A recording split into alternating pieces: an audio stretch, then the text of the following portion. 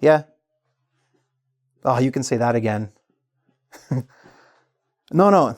I'm sorry, I can't help it. Next week? No, I would if I could, but I can't. Okay. I have to do a thing here. Okay. Yeah. Bye. Okay. Oh, hey everyone. I'm Alex. Thanks for clicking. And welcome to this lesson on fixed modal expressions. So in this lesson, I am going to improve your speaking skills and specifically your ability to use some very common conversational expressions that use modal verbs. In case you don't know, modal verbs are verbs like can or could, would, should, will, might, may, etc. And a modal verb is always followed by a base verb. So for example, can plus a base verb. So can do, can make, can play, can see, will play, will do, will make, will see.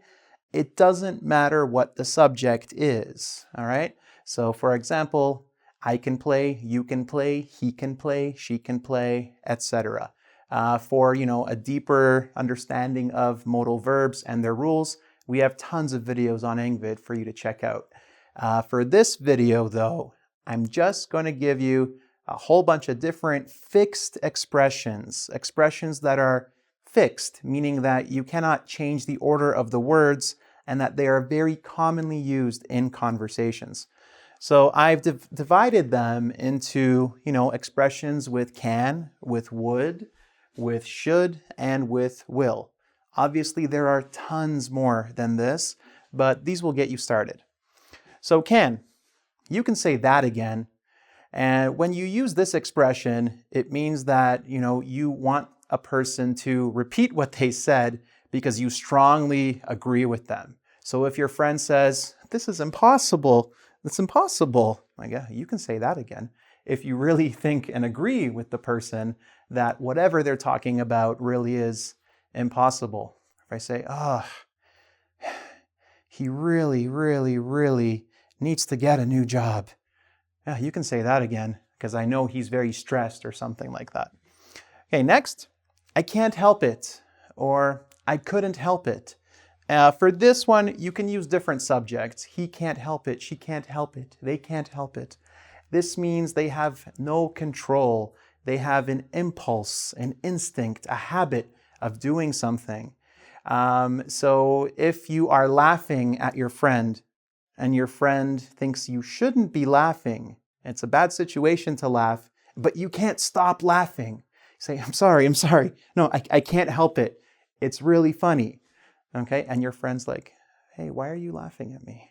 Okay, so if you can't help it, it means you can't control yourself. So if you're laughing, if you like to eat ice cream and you can't help it because you want to eat a whole tub, it's like, slow down.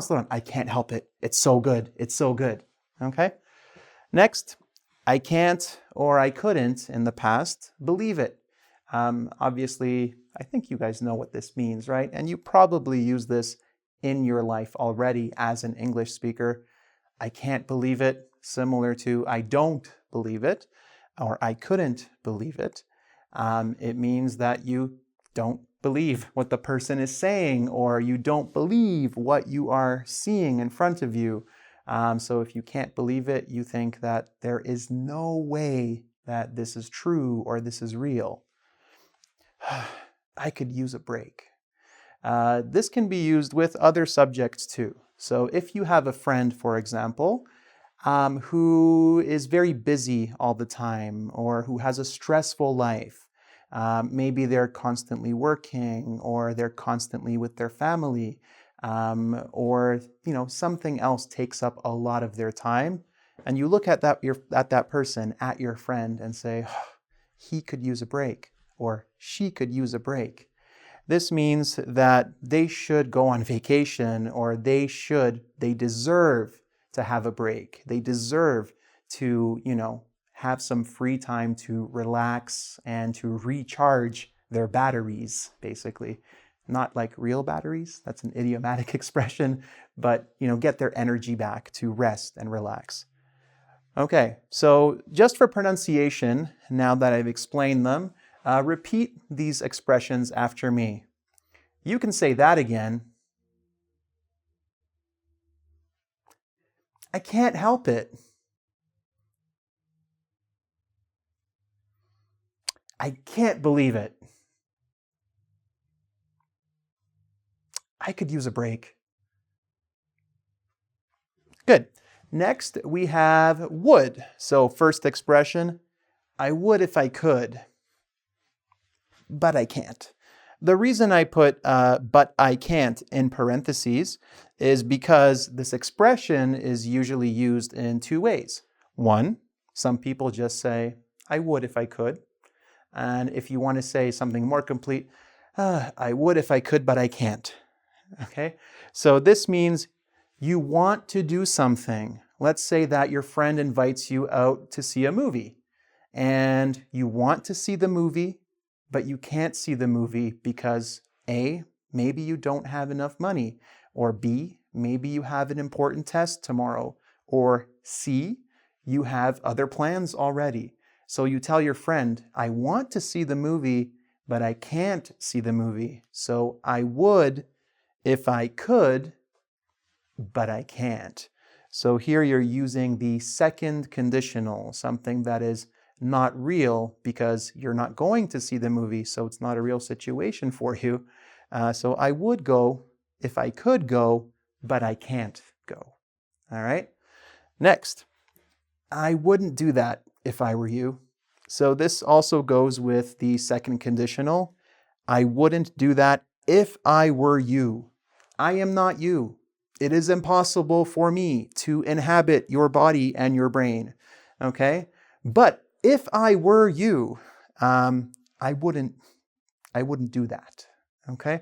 So this is when you want to give advice to someone, for example, and you want to tell them, that's a bad idea. I wouldn't do that if I were you.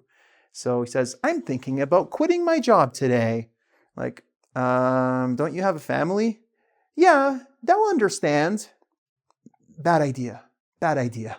I wouldn't do that if I were you. Okay. And the next two, you would have loved it. So imagine going back to the movie.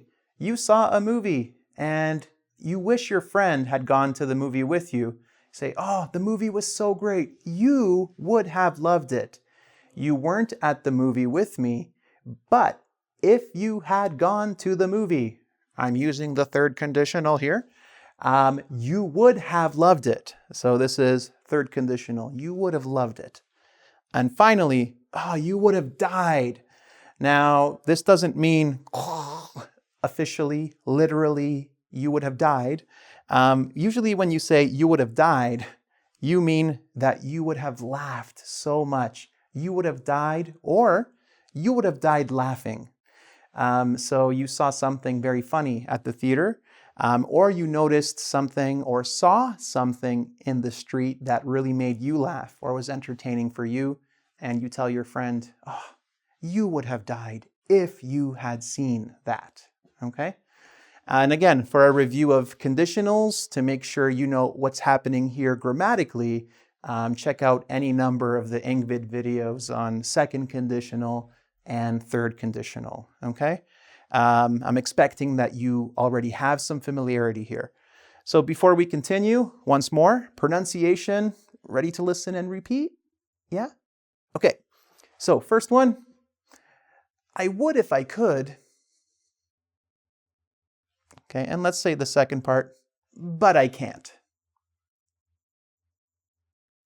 Okay, next, I wouldn't do that if I were you. Try to get the intonation, make it playful, have fun. All right, next one.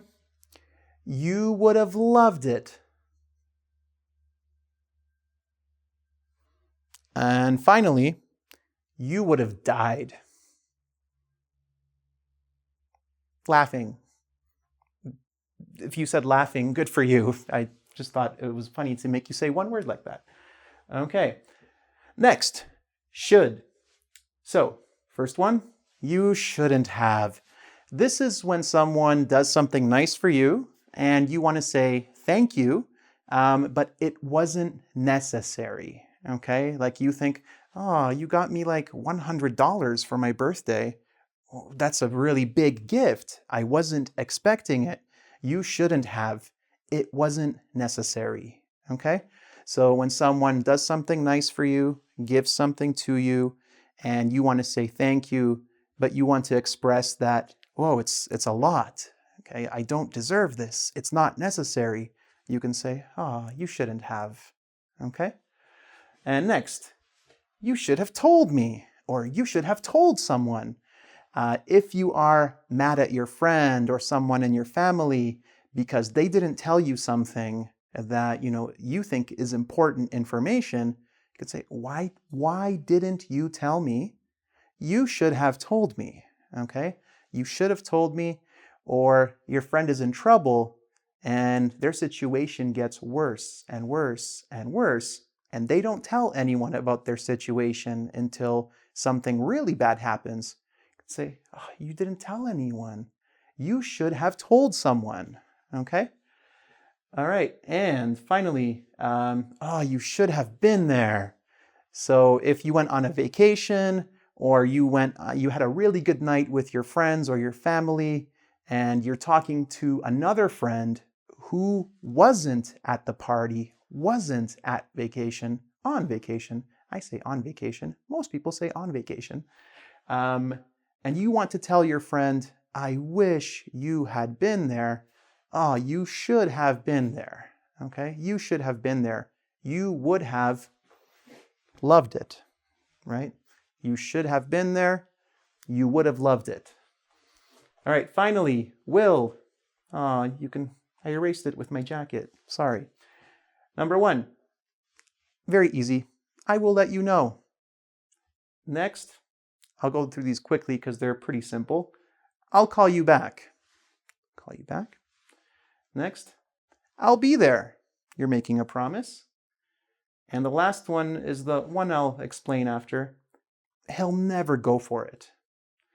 Okay, so when you're having a conversation with a friend, and I will let you know, if your friend asks you to make a decision or wants to know if you can go somewhere with them or wants to know if you can do something, and you're not sure because maybe you have to check with your husband or your wife, you can say, I'll let you know. You're not sure if you can do it, but you want to tell them, I promise, I will let you know. I'll call you back. Very simple. I gotta go. I'll call you back. I will return your phone call. I'll be there. Okay, so if you want to confirm your attendance at like a party or at any event really where you are invited, yeah, I'll be there. Okay? And the last one, he'll never go for it. Now, if you want to lie, if you and your friend, you want to lie to another friend, or you want to trick another friend, or you want to convince another friend of something, and you think this person, this friend, will not believe it, okay, or that they will not believe your story or your explanation, you can say, no, he'll never go for that. He'll never go for it. He'll never believe our story, or he'll never believe our reason for wanting him to come with us or to do whatever we want to do. So I forgot to do the pronunciation for should and will. I see the camera person shaking their head too. We won't say his or her name. You don't know who it is. All right, should. You shouldn't have. You were supposed to repeat. Did you repeat? Just in case, let's do it one more time. You shouldn't have. You should have told someone. You should have been there. And next for will, I'll let you know. I'll call you back. I'll be there. He'll never go for it. Beautiful. So If you want to test your understanding of all of these fixed modal expressions, beautiful fixed modal expressions, you can check out the quiz on engvid.com. And as always, don't forget to check me out on Facebook and Twitter and subscribe to my YouTube channel. And if you want to support what we do at engVid, you can always donate at the site as well. What we do is offer you guys free lessons. If you want to support us financially, which helps us a lot, you can do that. You can do that. So, do that. Do that. Yeah, do that. Okay, thanks guys. Till next time. Thanks for clicking.